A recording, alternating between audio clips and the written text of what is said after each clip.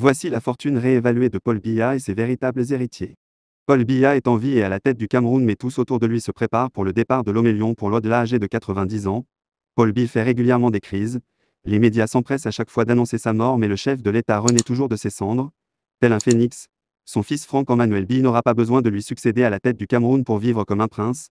En effet, Paul Biya durant sa vie a amassé une fortune qui met sa famille à l'abri des besoins. Paul Biya n'a exercé aucune activité libérale. Il n'est pas issu d'une famille riche. Il n'est pas non plus un grand entrepreneur, mais il a réussi à glaner une fortune estimée à 110 milliards de francs en environ 2020. Régulièrement classé parmi les dirigeants africains les mieux payés, la rémunération annuelle de Paul Biya est estimée à 13 milliards de francs sans compter ses primes et dotations particulières. Le président de la République en personne pour clore la liste, à la tête du Cameroun depuis 38 ans, Paul Biya aurait accumulé une fortune de 200 millions de dollars, soit 110 milliards de francs environ, indique le média l'Africom. Aucune information ne filtre sur le patrimoine du président de la République qui a fait 40 ans à la tête du Cameroun. Son épouse Chantal Biya aurait des immeubles en Suisse et en France. Gilbert Bangla. L'affaire de paternité que partagerait Gilbert Bangla avec le président Paul Biya reste toujours floue pour les Camerounais. C'est en effet en 2018 qu'il a annoncé la nouvelle déclarant que les informations sur sa naissance lui ont été révélées par sa femelle Ngo Elise Bangla. Le fils autoproclamé a toujours crié sa filiation avec Biya sur les médias. Il se compte d'ailleurs parmi ses progénitures et prend le soin d'exclure Franck Biya qui est toujours aux côtés de son père au palais de Toudi et qui est d'ailleurs pressenti futur président du Cameroun dans le sérail. Dans l'arène du dimanche 4 juillet 2022, Gilbert Bangla s'est encore donné la peine de lister les vrais enfants de Paul Biya dont il dit être l'aîné. Nous sommes seulement 3, Junior Brinda et moi, terminé. Le reste là nous ne voulons pas entendre, a-t-il déclaré avant d'ajouter que quand j'écris aux autorités, j'estampille bien fils aîné du chef de l'État.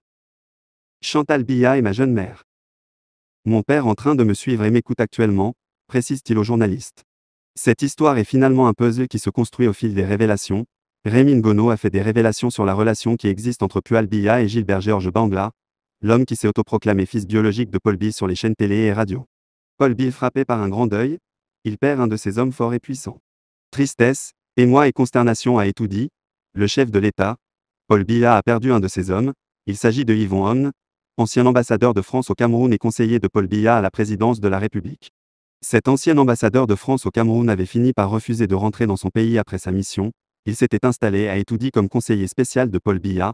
Des sources indiquent même que c'est lui qui pilotait le hold-up contre l'Union pour le changement mené par Frundi. Il faut rappeler que Yvon Hon était arrivé vers la première moitié des années 1990, où il va officier un peu moins de 10 ans sans discontinuer comme ambassadeur. C'est d'ailleurs au Cameroun qu'il a fini sa carrière après être passé par la Guinée. Officiellement en charge de la Société de l'Union fruitière africaine où il fait son beurre, en plus de tout le magot déjà pillé et accumulé, Yvon Hon est le véritable inspirateur du commandement opérationnel Momo. Jean de Dieu était l'avocat des disparus de Bepanda ayant provoqué une véritable hécatombe, tout comme des terribles répressions à l'encontre des manifestants de 2008, contre entre autres, la levée du verrou constitutionnel pour la limitation du mandat présidentiel. Il faut rappeler à toutes fins utiles aux plus jeunes lecteurs, que c'est à la faveur de ces manifestations que le chanteur et activiste, Feu Lapiro de Rambanga fut condamné et jeté en prison pour une durée de 3 ans avec les répercussions que l'on sait. Franck Biya, vers une plainte contre Maurice Kamto. La dernière sortie de Maurice Kamto sur l'affaire Savannah Gergui passe mal au RDPC. Luther André Meka, cadre du parti présidentiel, accuse Maurice Kamto d'avoir tenu des propos inexacts et lui demande de présenter des excuses au fils aîné du président de la République Franck-Emmanuel Biya. D'après les révélations de Meka, Franck Biya n'a aucun lien avec la nébuleuse, source des tensions entre Yaoundé et N'Djamena. Maurice Kamto doit apprendre à bien s'informer avant de parler. Cette erreur d'information sur Franck Biya est impardonnable et inadmissible. Franck Biya n'est impliqué ni de près, ni de loin aux transactions de Savannah Gergui. C'est une erreur de trop. Maurice Kamto doit accepter qu'il s'est trompé et présenter ses excuses tout simplement au conseiller spécial du chef de l'État M. Franck Biya. M. Franck Biya ou son conseil peut aussi porter plainte pour diffamation et propagation de fausses nouvelles, écrit-il. En effet, dans sa déclaration, Maurice Kamto avait demandé au président de la République de clarifier l'opinion sur l'implication de son fils dans la société Savannah Gergui. Il est donc urgent qu'il clarifie la situation et explique le rôle de son fils dans les affaires publiques où il mène des démarches pour la défense des intérêts privés sous pavillon officiel, faute de quoi l'opinion publique, nationale et internationale, sera fondée de le soupçonner d'être à titre personnel impliqué dans cet autre scandale de notre République grièvement blessée par cette affaire de trop, avait déclaré Maurice Kamto. Bras de fer, le Tchad crée une nouvelle société dénommée Tchad Petroleum Company. Après avoir dénoncé les actes inamicaux du Cameroun dans l'affaire Savannah Gergui, le Tchad passe à la vitesse supérieure avec la création d'une société anonyme dénommée Tchad Petroleum Company TPC.